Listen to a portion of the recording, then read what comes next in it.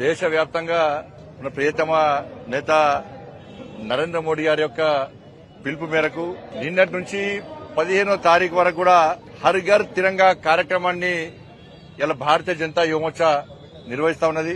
ప్రతి ఇంటిపైన జాతీయ జెండా ఎగిరేయడము, సెమినార్ నిర్వహించడము, దేశం కోసం త్యాగం చేసినటువంటి ఆ మహనీయుల యొక్క విగ్రహాలను శుద్ధి చేయడము, పుష్పార్చన చేయడము, ఇవన్నీ కూడా కార్యక్రమాలు, రకరకాల కార్యక్రమాలను ఇలా భారతీయ జనతా యువమోర్చా ఆధ్వర్యంలో దేశవ్యాప్తంగా నిర్వహిస్తున్నాం. ముఖ్యంగా తెలంగాణ రాష్ట్రంలో వాళ్ళ భారతీయ జనతా యువమోర్చా ఆధ్వర్యంలో అన్ని జిల్లాల్లో కూడా అన్ని పార్లమెంట్ నియోజకవర్గంలో బ్రహ్మాండంగా ఇవాళ ఈ హర్ ఘర్ తిరంగా కార్యక్రమాన్ని నిర్వహిస్తా ఉన్నాం.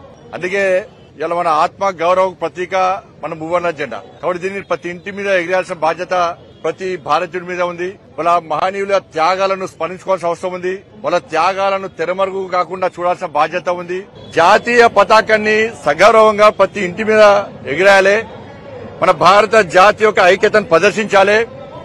భారతీయులు అందరము ఒక్కటైనటువంటి విధానాన్ని, ఒక నినాదాన్ని ప్రపంచానికి చూపాలని చెప్పి ఒక ఆలోచనతో ఈరోజు ఈ కార్యక్రమాన్ని నిర్వహిస్తా ఉన్నాం.